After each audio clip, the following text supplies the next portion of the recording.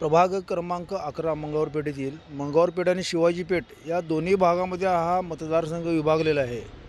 तर एक नागरिक म्हणून या नात्यानं मी विचार केला तर माझी पहिली पसंती निश्चित महायुतीच्या सर्व उमेदवारांना असणार आहे.